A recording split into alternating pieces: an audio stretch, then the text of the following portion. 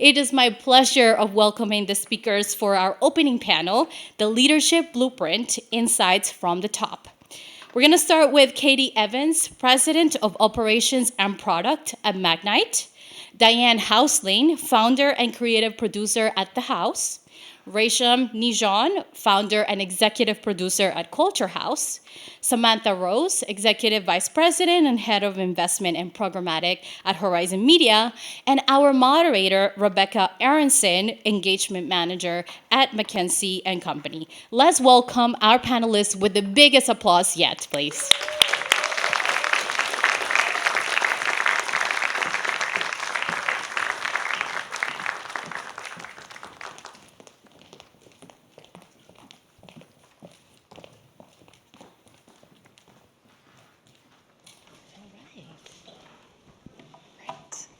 All right. We just had some brief introductions here, but I would love to hear a bit more about the journey behind it. So love to go down the row and hear what are the steps that took you to where you are today in your career. Starting with Sam. Hi, everyone. I'm Sam. I have been at Horizon Media for 20 years, actually in 2 weeks, which is crazy to say. And it's interesting when you think about being at the same place for 20 years, you think you'd be doing the same job over and over, but it's actually not that at all. I started my journey as a TV buyer, which sounds sort of ancient in today's media landscape, and then over time sort of developed and got interested in other things within the organization. And what's really great about my company is that we allow everyone to do that and to kind of forge their own path. So I was a TV buyer, and then sort of as the landscape was changing, it became video, right? It wasn't just about TV, it was about streaming and online video and display and all the other media types. And I started to get involved with that and later in my career, and then most recently started to get invested in the programmatic landscape as well. So I oversee our digital video investment teams as well as our programmatic team, and kind of bringing together the technology and the data and the kind of traditional investment expertise. So it's been really fun and really exciting, and looking forward to celebrating 20 years and see what happens after that. Hi, folks. I'm Ray. I am one of the co-founders of media company Culture House, and I love to do these summits, and I'm happy to see all of you here. Thank you for coming. And I like to ask a question of the audience too when I get started. So like, how many of you are interested in maybe being producers? Okay, great. Like directors, creative writers. All right, anything else? Shout it out. What are you doing? Anchor. Journalism. Digital marketing. Okay, great. Fantastic. So we have a great mix of different interests, and I think, and so for me, and the reason I ask is that I like to then kind of be able to answer questions or think about what might be most helpful to you. I would say, as someone who was when I was in your position, in your age, I wasn't exactly sure what I wanted to do. I thought maybe TV, maybe film. I had gone to film school, but I wanted to figure out like where am I going to actually fit into this landscape? And so I always say to young people that every experience is a real opportunity. So to not be too discerning to the extent that you're stopping yourself from something that might be great. You have this position in the time that you're at in your life where everything is an opportunity, and that's sort of not by design, but because I had that wisdom per se, but that's sort of how my career happened. I ended up doing lots of different jobs. I was a tape runner, which is not even a job anymore. I used to literally take tapes from like one building to another building for MTV. I was a production assistant, then I was an associate producer. But the big thing that I did was, being in New York City, which really was a huge benefit to me, and I'm sure to you as well. I was able to work on lots of different kinds of projects. So like I engaged with the grad schools, and I worked on lots of grad films as just PAs, just to observe. Even when I already had a full-time job, I would work on those films on the weekend. I worked on commercials, feature films, anything that was coming into town. Now, the world is different now, but for me, what was most helpful was just getting lots of different kinds of experiences, working with different kinds of producers and different kinds of budgets. So I worked in the studio and the network side. I worked at Viacom for on and off for about 8 years, everything from the tape runner to eventually I was an executive producer there, and I ran unscripted series for MTV World. And then in between all kinds of freelancing, I did, shooting and editing all of my own work for the New York Post and for the New York Times. I did short pieces. That was something that was really helpful to me as someone who was wanting to be a filmmaker and producer, was to learn those hard skills, and to be able to shoot and edit myself was huge. And then, I always knew I wanted to start my own business. So about 8 years ago, I started Culture House with 2 partners. We run all kinds of film and TV services. We've made TV shows with all of the big streamers. We have a show coming out about Versus with Swizz Beatz and Timbaland on Amazon in September. Yes. So check that out. But also, I even now, my career is based on being very curious, very open, and working on all different kinds of projects, and everything from like short little pieces about DJs to big series with, celebrity EPs, and that has served me very well. Hi everyone, my name is Diane Houseland. I am primarily a creative producer, executive producer, showrunner. I have never worked in any other industry, and I have, like Ray, come up through the ranks. I think I've had a pretty traditional pathway, at least for when we were starting out, where you start from PA and you work your way up. My first job in the industry was as a page at NBC. And many people don't know that you actually have to have a college degree to be a page and give tours of NBC studios, but that was my first job, and I left there. I went to public television. I worked for a show called Charlie Rose for a very long time, and I started there as an intern and left there as a producer. I've worked for MTV, I've worked for HBO for a really long time. I've done a lot of different things. I think for me, I have worked in many different genres. I've produced documentaries, I've worked in news, awards. Right now I primarily work in fiction, narrative fiction. I produce TV shows and feature films.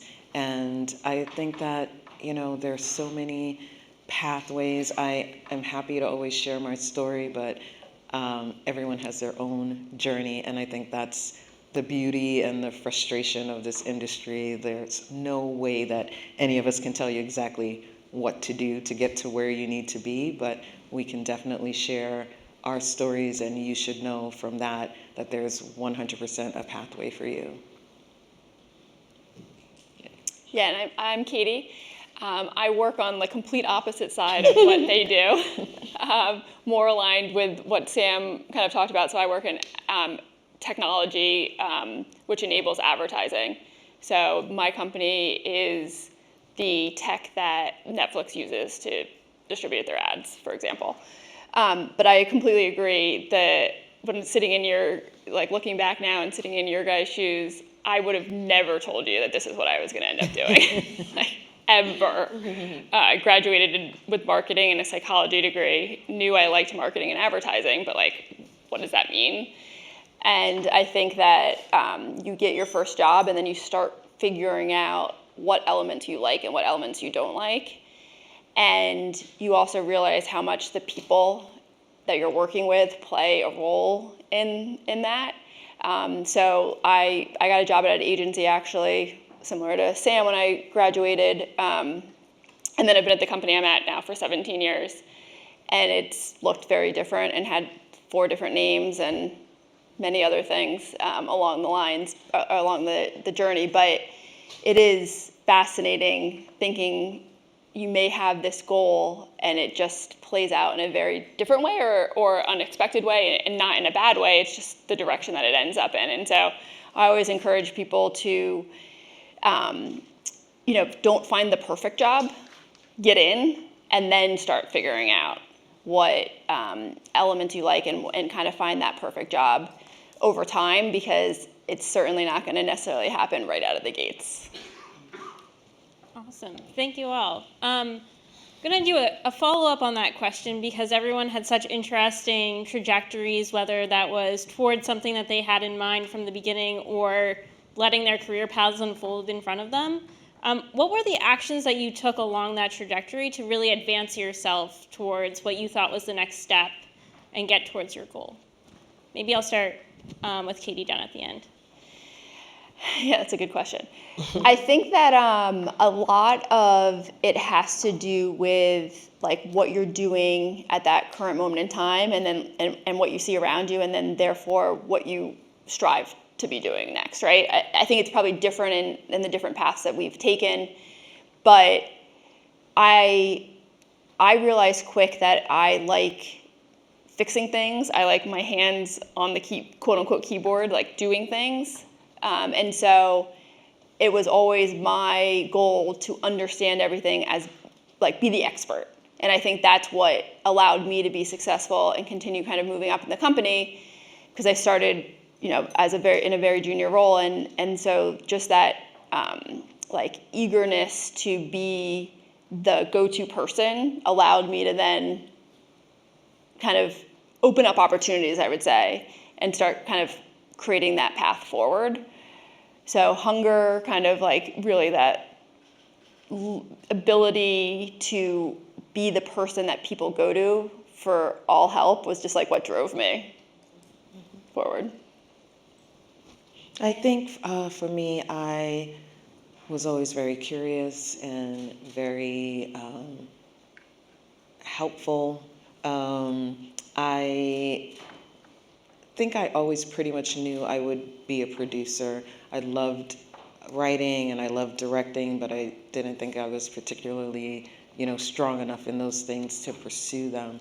So once I figured out that it was producing, I just remained really open to every single opportunity. I think that's the biggest thing that you could do. Never ever assume that something is not the right thing for you. I personally feel that at the stage and the age that you all are, there's no wrong answer, there's no wrong job, there's no wrong opportunity. Every single thing can lead you to a potential next step. And if it's not the perfect thing at the perfect time, that is also valuable to know. So everything you do at this point, I think, is worth doing. I couldn't agree more with both of those takes. I think some of the tactical things that I really tried to do once I kind of started to learn how things moved. When I first started out, I really had an attitude problem, and I thought, I didn't do it on purpose, but I just thought like, okay, well, this is just what I'm supposed to like organize staplers, like what is this? But with that said, in hindsight, that was not good. And the idea is that, you kind of go into everything and really take ownership out of it, especially if you're on some sort of like producerial path, is to really show that whatever it is that's coming your way, you can do a good job with it, and that you can take it seriously and that you take pride in your work. That is extremely important, I think, in any of our careers. I think we would all say that taking pride in what you do, even if no one's watching or looking, it really does show up. And so to really put that effort in. I think some of the stuff that I learned was that, even when I was in situations where I thought, my gosh, I can do so much more than this, the opportunity was actually for me to be observing. And I learned that pretty quickly. I said, oh, my opportunity here is not to learn how to better organize a stapler. Of course I can do that and I'll do it.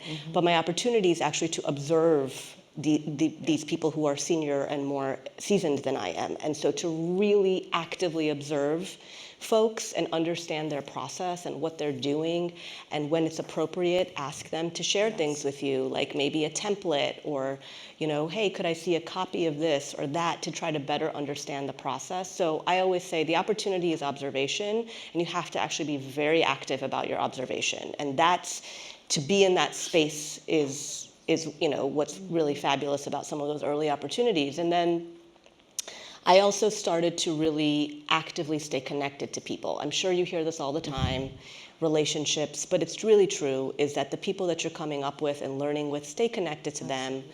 And, check in, touch base. And sometimes for me, I'm the kind of person where I had to make it into work. It's not my nature to like send a million texts and emails. I forget shit. So I started early on in my career making a list of people that I was meeting and kind of why I thought they were interesting or what our interaction was. And it was extremely helpful to me. And I knew I wanted to check in with people and send them a Happy New Year email or send them an email when I saw an interesting article or a show that maybe they worked on, a congratulations email. And mostly just to stay connected and to have good energy with the people that I might be coming up with. So tactically, I would start doing those kinds of things and being really active about it. And then, of course, really just being an active learner. I think in this environment that you all are in, you have access to so much more information than we did, even. You can learn so much about how things get done, and I would say really take advantage of that. Yeah, I mean, a lot of what you all said is what I was thinking. I mean, when I answered the question first on the trajectory, the way I got my job was, I applied for it and I needed a job and I accepted it and it had TV in the title and I love TV and I was like, that sounds great. It's not at all what I thought it was going to be, similar to Katie. But then over time, I asked a lot of questions and I raised my hands. And I think a large part of what we do now is just be engaged and care about the work, care about the people. I think that's really what has driven me over time, which is just, there are some projects that are not going to be as interesting, and some days that's going to be a part of what you have to do. But then the next day is something different, and find the elements that you like about it, and put your all into it. I think what's been really engaging for me over time is raising my hand for things that sit slightly outside my area and observing exactly what Ray said and then starting to kind of get my hands dirty and do that. And then that really obviously opens up your network also because you start to talk to people that just sit outside exactly what you're doing. And that's exactly that. It's just like caring. I think a large part about what we do is just being engaged. And, obviously in the changing world of what's happening to us all today, like that's the most important part for me is the people and the humans in the loop. Yep. Excellent. All really great, almost pieces of advice to take forward to everyone's career. I would love to. We talked about the rosy picture, but would also love to hear what was the biggest challenge or barrier or moment of uncertainty in your career to date, and how did you overcome it? I'll start with Sam. We're all working parents. We were talking a little bit backstage, so it's hard to answer that question without talking about that. Balancing your professional and your personal career, I think, is probably the most challenging thing for everybody, whether you're a parent or not. Just kind of figuring out that balance, and especially when you have a young child and you come back to work and figuring out kind of what the right mix is. I always tell families. Young people who I work with that I personally think being a parent makes me better at my job and vice versa too, because I think over time, like when I was younger and I cared about every email and I cared about everything and things would irk me, over time you don't sweat the small stuff. I think that comes just with time as well, regardless, but especially when you have other things going on in your life, it's really important to kind of give that perspective. So I think just raising a family and kind of figuring out the time split and doing all of that is really what has been important for me, and I think so many people. But again, it's not necessarily only about having kids. It's just making sure that you find the time for you and whatever that may be for you. Take that vacation, take that time off, go for a run. All of those things. Balance is key. Yeah, completely agree with that. And I think, for me as an entrepreneur, as someone who's building an independent company for the last X years, there's a lot of rejection and there's a lot of insecurity. Anybody in here ever felt insecure? Yep, right? Somebody rejected you. My God, didn't like your creative idea. And you were like, maybe I'm really not cut out for this.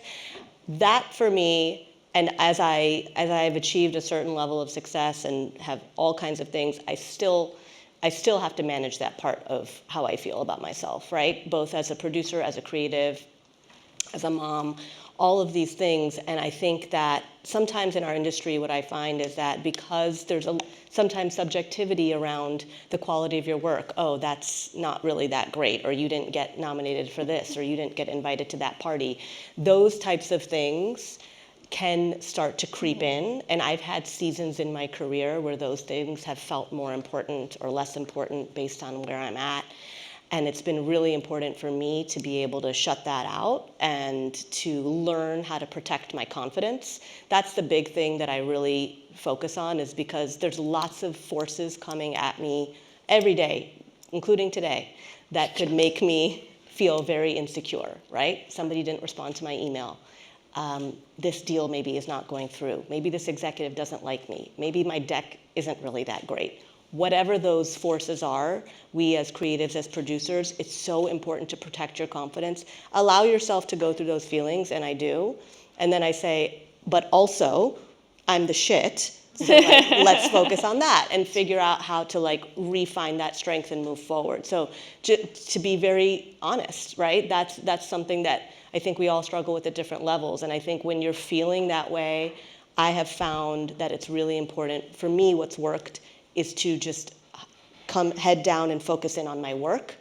And that has always then come back to me tenfold, whether it's 3 months from then or 6 months from then. And to really just push that energy that is around us in this industry back into your work and figure out how you do that. All of us have different mechanisms for that. But as an entrepreneur, I deal with that every day. And it's certainly not easy. I've gotten better at it, but it's still happening. Definitely, yes.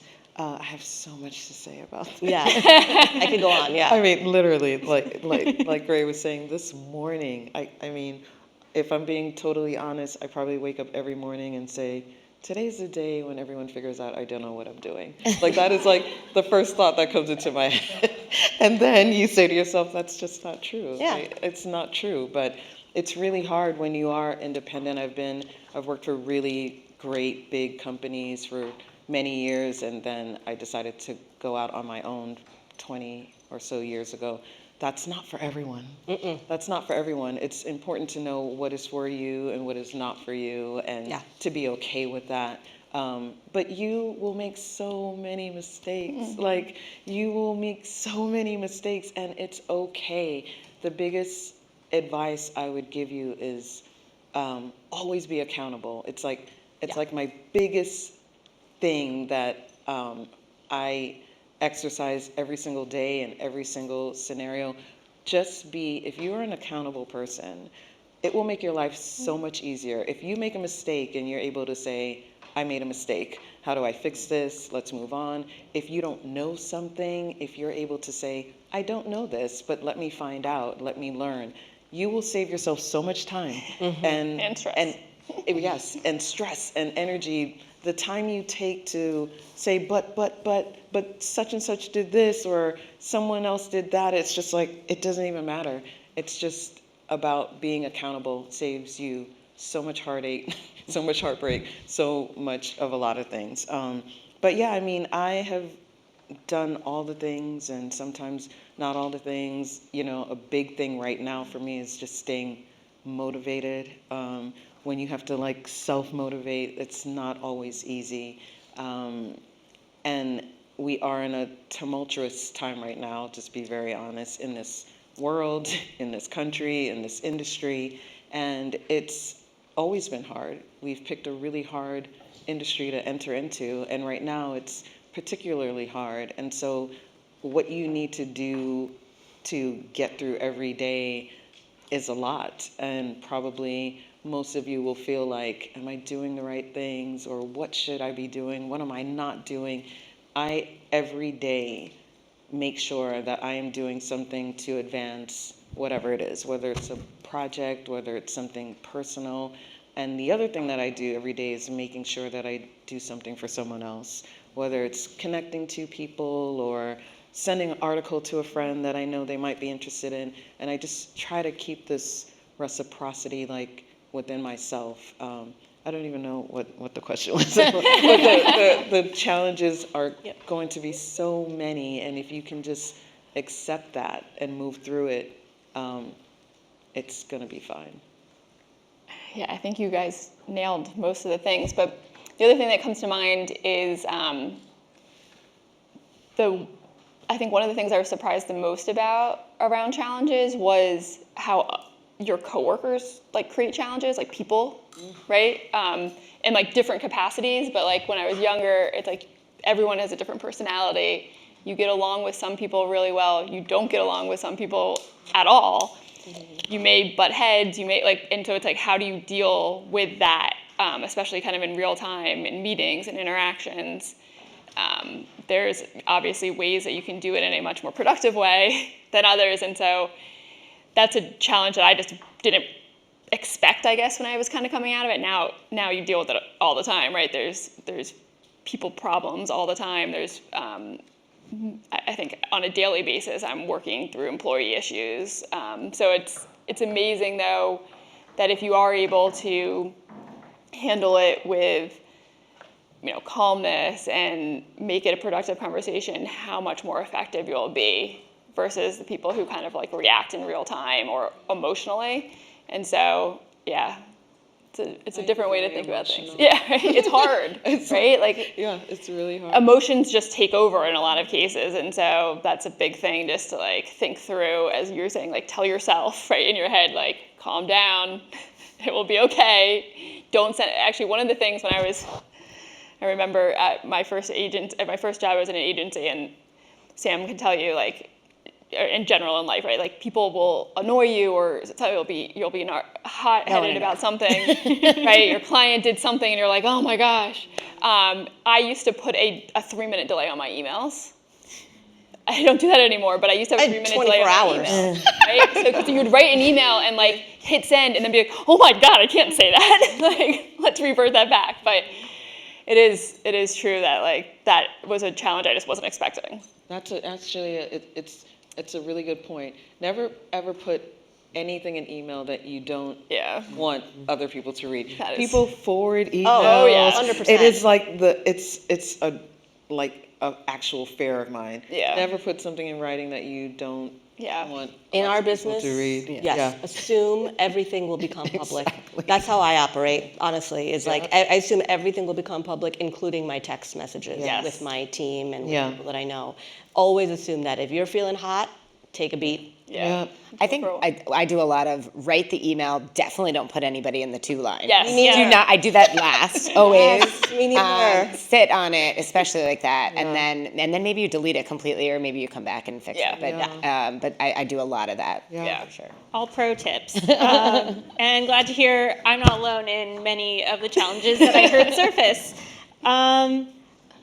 Would love to hear a bit about the people who did support you in your career journey. Who was the most impactful mentor or sponsor in your career, and how did you meet them, and how did they shape a little bit of your trajectory? Sam, do you want to start? Sure. Obviously, you take a little bit of everybody, right? There's not one singular mentor for everybody, because it's like I got this piece from this person I worked with, from a peer, from somebody who works under me, from somebody I engaged with, from my clients. You take that and kind of meld that over time for sure. I would say if I have to focus on the single most influential person, it's this is such a ridiculously cheesy answer, but it's currently my boss, who I've worked with for 20 years.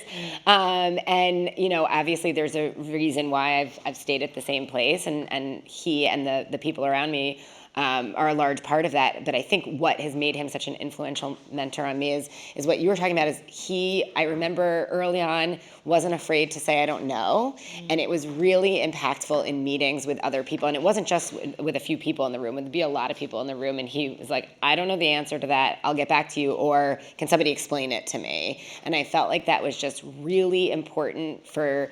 Obviously he was doing it for himself, but he was doing it as much for everybody around him, to see that you could say that. And he, probably, I don't know if he was the highest person in the room at the time. He usually is now, but it's really important to explain that to people and make them feel confident. Like, we don't have to have all the answers, and particularly as you grow in your career and I oversee a lot of people, I have to rely on them being the experts in things. I used to be the expert, like Katie was saying, and it is really uncomfortable to not be the expert on certain things anymore. But I have amazing people around me who I know will give me the answer. So, I would say those bits and pieces of taking different people, but, like just following somebody that you feel like it has got you and supports you and is kind of like on the same path as you, and that's what he does for me. And then I constantly learn from my team, and especially from the younger folks on my team, just because there's so much that I don't understand about the way that people are engaging with media and learning things, and AI for sure is like I'm out of my depth. So now I feel like I'm just it's a sponge when it comes to the folks that are coming in, particularly at the entry level. It's awesome.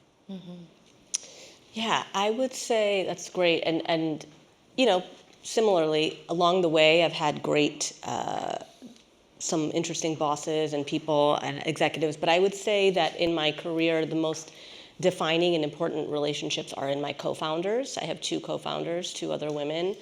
And I do not think I would even necessarily be continuing in this career without them. They are my touchstone, and I'm very lucky. It's really, really difficult to find strong co-founders of a company because you're dealing both with the creativity and the professorial aspects of everything, but you're actually running a business. We run a business. So much of what I do all day is actually run a business. I do a lot of creative, but not in the same way that I used to earlier in my career. And so I say that because finding peers that you feel like you can lean on and that you can trust. Maybe they won't be co-founders, maybe they'll be co-workers, maybe they'll be friends who are sort of in your same industry that you can have frank conversations with, is, for me, has been absolutely critical. To be able to be like, was that crazy? Was that guy being this? Was that, should I ask for this? Is this nuts?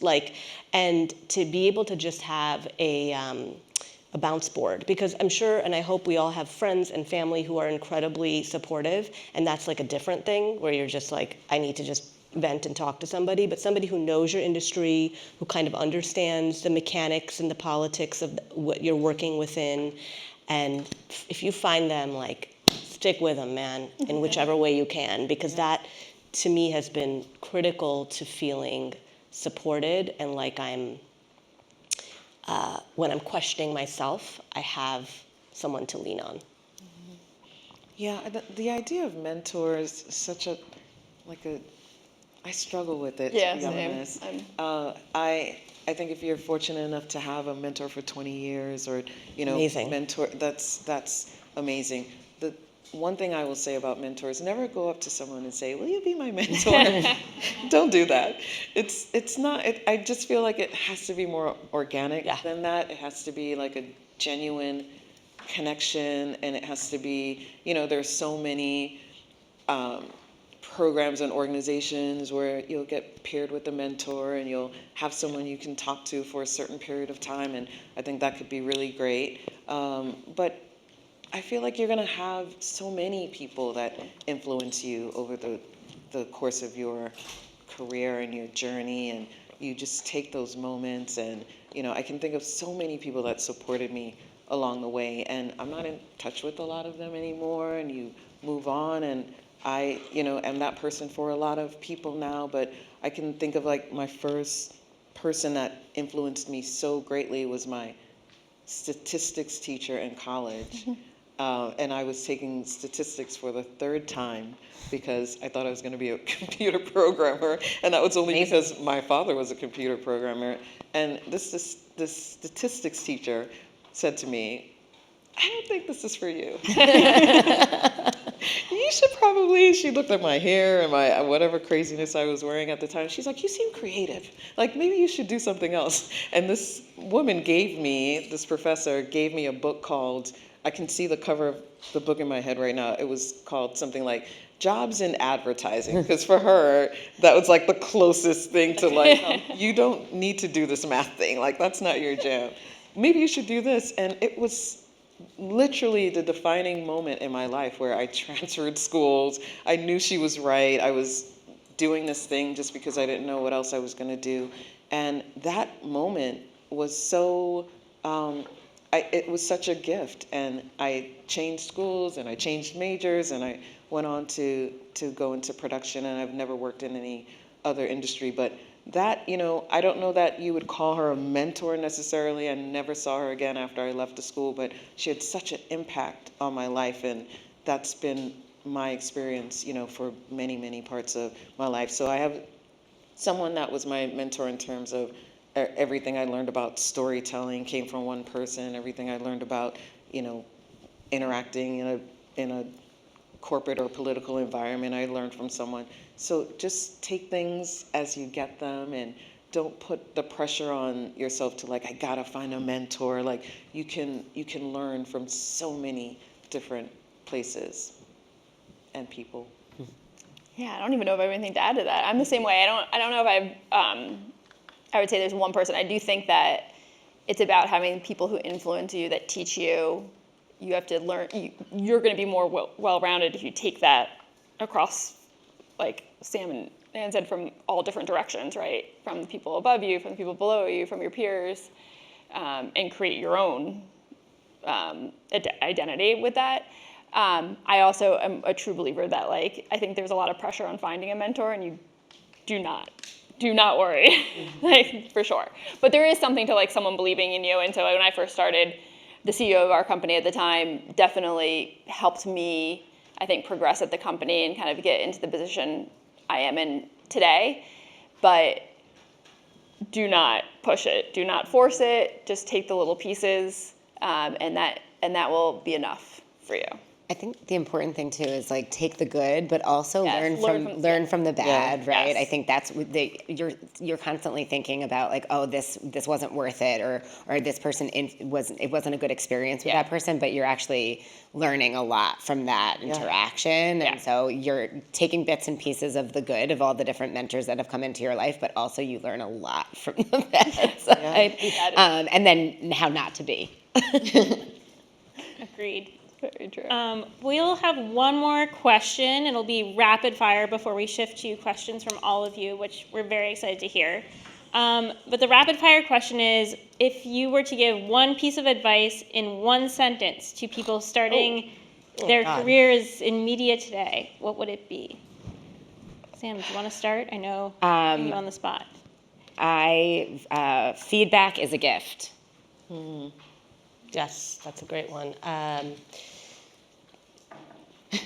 It's hard. Don't be shy. Ask questions, and be very, very, what's the word? Intentional about staying connected. I would say today, don't panic. Don't panic is great. No wrong answer. It really is. It's going to be fine. Don't be afraid to speak your voice and opinions. All great advice. Okay, if you have questions, come up and line up behind each of the microphones. We'll go through each row, we'll alternate. When you do have a question, please say your name first so we all know who you are, and then ask your question and we'll have the panelists answer. So come line up.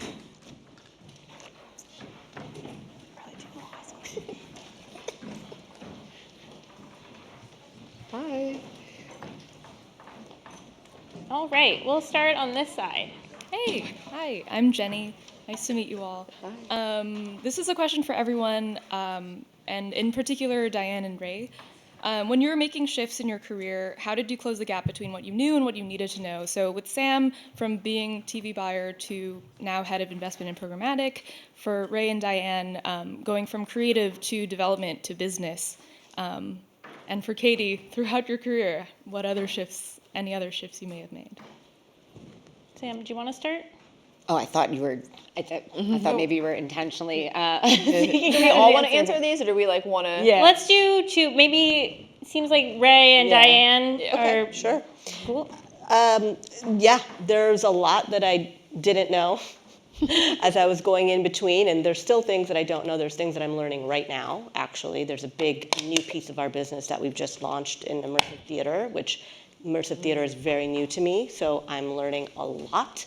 I think the way that I do that is I identify people that I think do know a lot, and I rely on them. I start making connections with them. I try to figure out what value can I contribute to them so that I'm not ever just taking from somebody. I'm always very intentional about trying, and not in a transactional way, but in a way that's like, how can we support each other? How can we learn from each other? So identifying people that I think can be helpful to me. Nowadays, like I said, a lot of information is available, so I'm avidly like reading, looking at industry, trades and things like that. And then trying stuff. Even like I just did something that was super uncomfortable for me because I was like, I don't really know anything about this, but I went and I did it and I learned so much. So combination, finding people, reading, and then when possible, actually trying to do something. Even if it's on a mini level, you'll just get so many more inputs from that. I agree with Ray, like all of that. And the curiosity, we talked about this earlier, is something that will serve you always. And also look for answers or connections in unexpected places.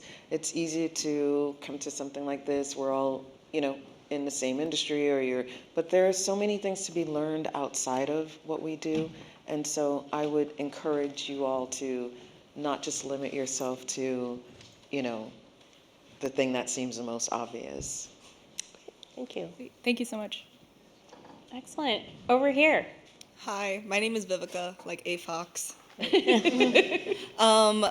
I have like 1,000,001 questions. So one, I would just say thank you, ladies, for speaking up and just educating us with the wisdom that you have and just coming here. It really means a lot to, I know me and I know to everyone else here.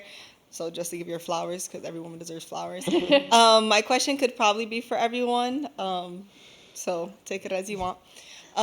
What is that one opportunity, or if there was multiple opportunities that you were like, I work in media, that you were confident to say that? Like, for example, I've been a production assistant for NBC, which is like Neighbor Brothers and Cousins, as like the industry knows. I've worked for like US Open. I've gotten to do like a couple of things, but I feel like I'm at a point where I can't say, oh, I work for media, like in media, because I haven't been as consistent, because, the job field, I feel like at our level, at an entry level, is like, here's a pilot, here's this, here's that, but nothing consistent. So what was that for you ladies?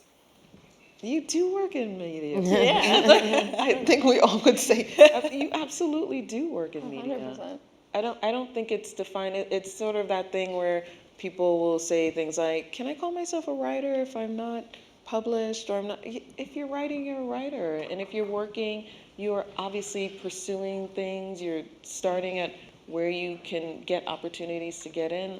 So I don't think you should underrate what you've been able to do. You absolutely work in media. Yeah, I think. that kind of answered my question. Can I add a little, like, thing? Like, I wanted to know more, like, from you ladies, like, what was your kind of, like, opportunities, like, because, you started entry level. Some of you, like, got to stay in certain industries. So I was just curious more about, like, your perspective on how was that for you? Sam, do you want to? Yeah, I mean, I think I was kind of going through the job, going through the motions, and probably like the first time that I worked on a really big, splashy campaign and saw it come to life. Obviously, like it takes a while before, and sometimes that happens.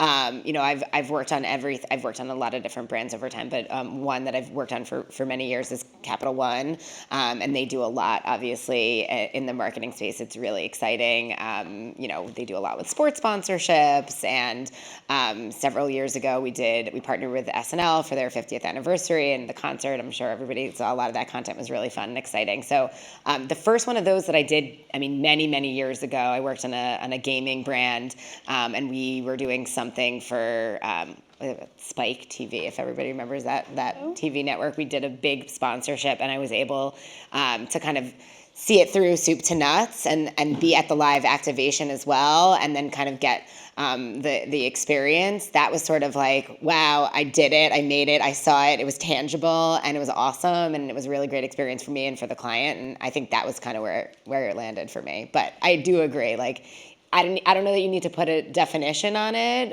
but if you're kind of like, okay, like, when did it hit? That's when it hit.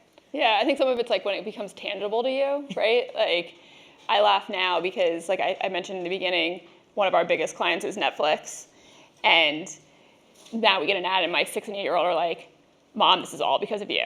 I have to sit here and watch an ad because of you. And I'm like, great. Yeah. This is where, like, but it's like, you can explain to a 6 and 8 year old what you do, and they see it, and it's like, yes, we're doing that, but yes, I understand ads are very annoying sometimes. So it's funny, right? Like, it's like a full circle type of experience. Yeah, for sure. Thank you, ladies, so much. Thank you. All right. Hi, hi. My name is Joshua Jacob, and I just graduated from Rutgers University. I was gonna ask a question to Diane because you mentioned you were part of NBC Page program, which I spent all of yesterday like applying for and all that. But I did want to ask Ray a more important question because I'm trying to do like production stuff. Because you like mentioned you were part of like the tape producer, and then you worked at being a production assistant and all these other roles. What steps did you take to help expand your, for lack of better words, character to help you get to that role, to go from tape producer to production assistant to all those other things? Well, I tried to nix my attitude problem, but yeah, it was within that. So I was a tape runner. I did a good job, and then I got sort of promoted into being a production assistant, and then eventually promoted to an associate producer. Interestingly enough, this was a time at MTV, everybody was still in the office. There was a job that I really wanted at a network part called MTV World. And so what I did was I sort of figured out what was happening, like that people would be going through the lobby mostly around certain times. And it sounds like I'm being stalkerish, but it was not that. But I worked really hard after I felt like I had been an associate producer and I kind of had a certain amount of experience and I felt like I had something to offer. I actually waited in the lobby. It took me about 2 weeks, and the CEO of that particular group, MTV World, eventually I saw him and I ran into him. I made sure I got into the elevator with him, and I actually pitched him in the elevator.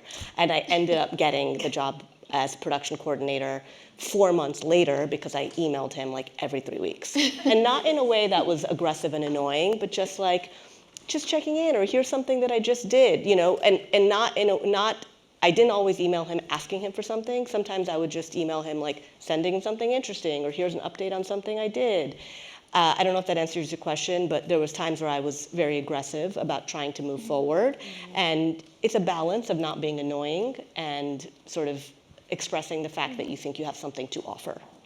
Yeah, thank you so much. That's such good advice. Like, always have something to say when you're, constantly. Nobody has time to catch up with you. Yeah. We send something that might be valuable. I like it. All right, over here.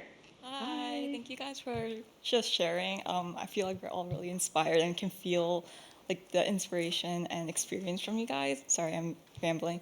But to focus, I have a question for Katie and Sam. I think as women, I feel like for everyone here, like there are moments where there's like hesitation, or you feel like you can't say what you want to say despite your knowledge and your competence, which you guys are also competent. I was wondering what you guys do or tell yourself now, if not now, back then, what you would say or do to just put your foot down or like create space for yourself to share your skills and knowledge. I think it's definitely an interesting, especially when you first start. I think that's like an interesting thing that just runs in like our head constantly. I work in our industry, especially when we first started, it was very male centric. It's getting much better, much better.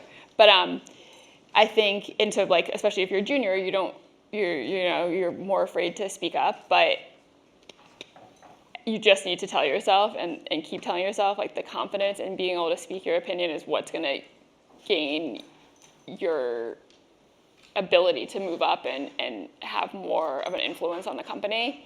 And hopefully you're working for a company that really does encourage that. But it is the biggest thing. I always actually joke still today. I'm like, one day I'm going to get fired because I just will say what I'm thinking. And obviously I'm joking, but the point being, but then people are like, yeah, but that's why you've been successful, because you will speak up. You have to do it in the right way. Like, right? So you said you can't have attitude. You have to do it in the way that will be heard. But I really spend a lot of time encouraging people to make sure that they are speaking up, giving their opinion.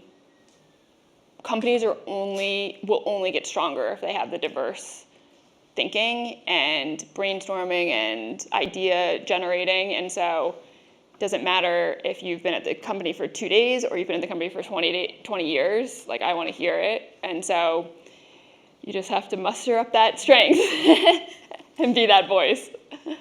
Yeah, I would say, particularly when you're just coming up, I'm Yeah. sure it's really difficult in a meeting to say what you want to say, right? Sometimes it's obviously much easier over time, and you feel confident and kind of grow your reputation. That changes. If you feel like you have something to say and you didn't get to say it, don't feel like that the time has passed, right? Send an email, send a Teams chat, send a text, find a way to talk to the person who is kind of leading the meeting, if that's an example of that kind of thing. I think I very much appreciate when people do that. I'm like, oh, well, first of all, I would have loved for you to say that in the meeting. But even if you don't, it doesn't mean that the opportunity has passed. So absolutely, they're like, don't doubt it. And there are times I'm like, that was a really good idea, and then we'll follow up on it. So just make sure that you find time to follow up too. Yeah. Thank you, guys. Thank you. All right, over here. Hi, my name is Felicia Mugaga, and I also recently just graduated from a college in Boston called Salem State. And I wanted to specifically ask Rachel, I hope I'm saying your name correct. Yeah. But I wanted to specifically ask you because as someone who just came out of college, there's only so much experience you get in a classroom. And I don't know if everyone feels it sometimes. You feel a little bit of imposter syndrome, like getting into an industry. And like you said, you're talking about protecting your confidence and all those things, which I really connected with. But I wanted to specifically know, when was a time when you knew specifically that you were ready for the next step? Because sometimes I feel like when I come out of college and I'm like, well, I did this club, or I was head of this, and I did all this stuff, and then you meet other people and it's like, whoa, I don't really have that much as I thought I did. I was such a big fish in a small pond, and now you come out somewhere like here in New York where everyone's doing something. When did you know that you were ready for that next step? I mean, obviously the answer is I didn't.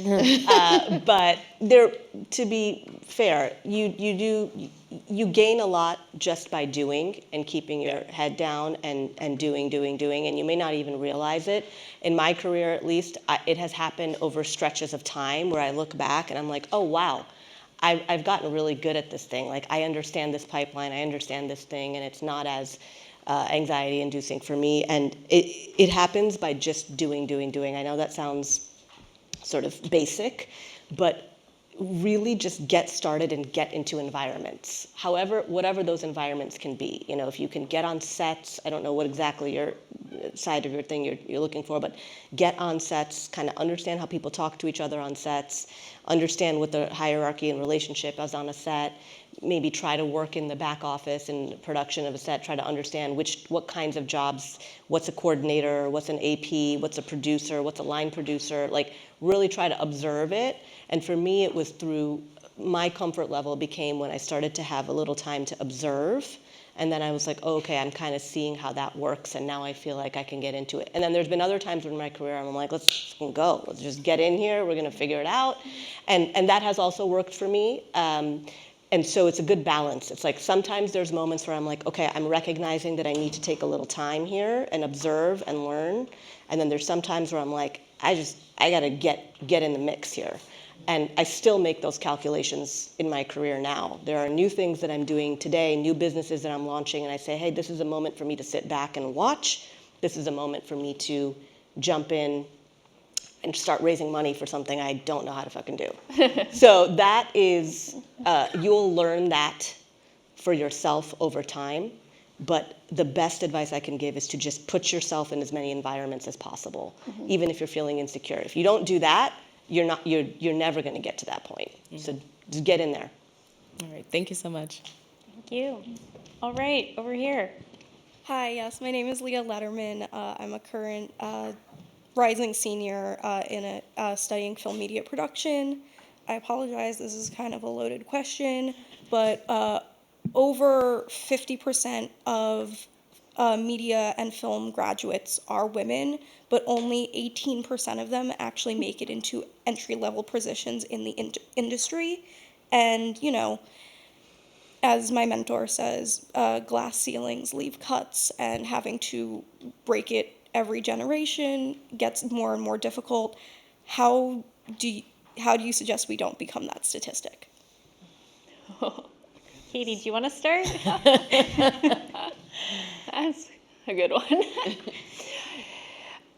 Look, I mean, obviously this has been, as you said, a generational, it's not new. I do think it's getting better. I don't know what those stats looked like 20 years ago. I would assume worse.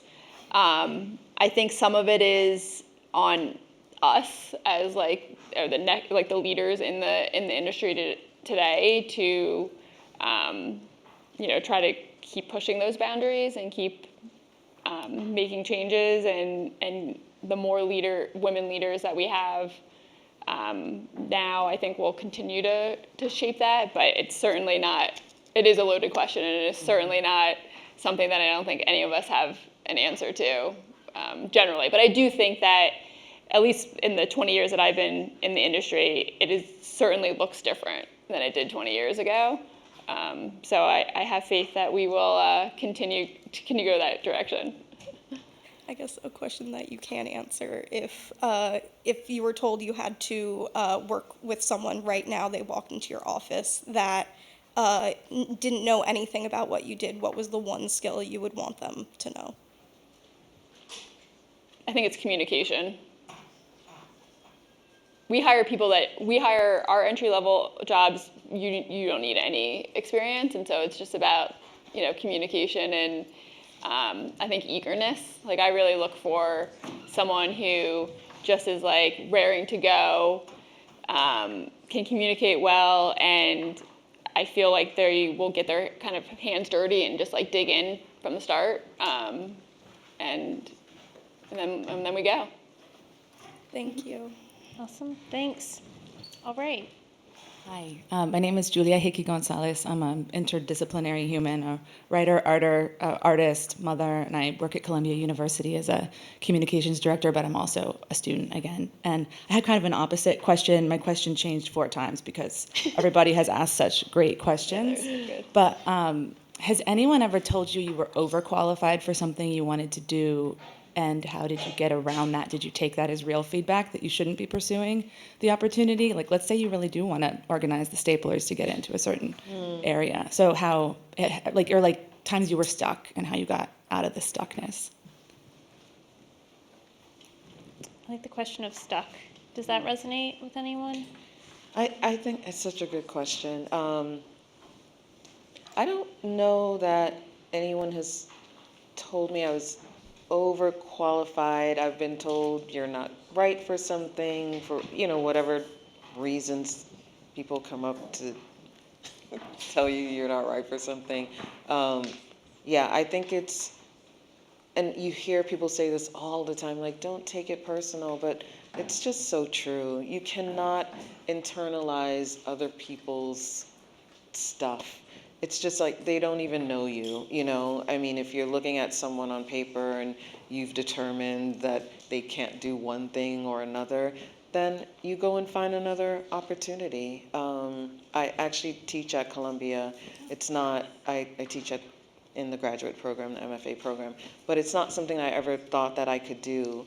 And the chair of the department called me one day and said, hey, we're looking for someone to come in. And I thought myself, like, I can't teach at Columbia, like, I've done workshops, I've done different things, but, if someone expresses a belief in you, that's something to pay attention to. I think the question about moving up or recognizing when you're ready to move up, sometimes someone else recognizes that in you, and that's really valuable. So don't let anybody talk you out of anything. And if there's one opportunity somewhere and it doesn't work out because someone has decided you're not right for it, that doesn't mean you don't seek that opportunity somewhere else. It's really, and the only way to do that is by not taking things personally. I work really hard at not taking things personally because it's so easy to do. Ray was talking about the amount of rejection that we all deal with, and anybody who's pursuing anything in this industry, you are going to meet with so much rejection. If you take all of that stuff on, you just won't get out of bed. I mean, you just won't. And so you have to understand things in your own way, and you have to understand where people are coming from, because they're coming from a place of their experience. Like, they've met someone from wherever you're from, and that person didn't work out. And so, I mean, people make stuff up all the time. So you just have to stay very centered and focused. And this may sound very controversial, but I just want to say that never ever walk into the room assuming that someone's making assumptions about you. So never walk into the room saying to yourself, well, I'm a woman, so that's going to be a strike against me, or I'm a person of color, that's going to be a strike against me, or I'm from Brooklyn. All these things that we tell ourselves, and the doubts that we put into our heads. Don't walk into the room with those things. I don't, and that's not to say that sexism isn't real, racism, all these things are very, very, very real. And we live in America and we live in this world. These are real things, but don't put that stuff on yourself. Like, if someone wants to make a decision about you because of whatever, don't be the person doing that to yourself. Walk into the room knowing that whatever it is about you is what makes you stronger and right and passionate, and that you deserve to be in that room and you deserve to be at that table, and don't tell yourself otherwise. Now, if someone says to you these things that you're not supposed to say to people, well, you're a woman, so we're not going to hire you, or your age or whatever it is, like, don't walk into the room and let those things like lead you into a room. Assume that all those things about yourself is what makes you stronger. Generous. Thank you, everyone. Thank you so much. Unfortunately, we are out of time, but truly thank you for all of your great questions, and thank you, Katie, Diane, Ray, Sam, for being such great panelists. I know there are lots of nuggets I'm taking back for my own career journey, so thank you.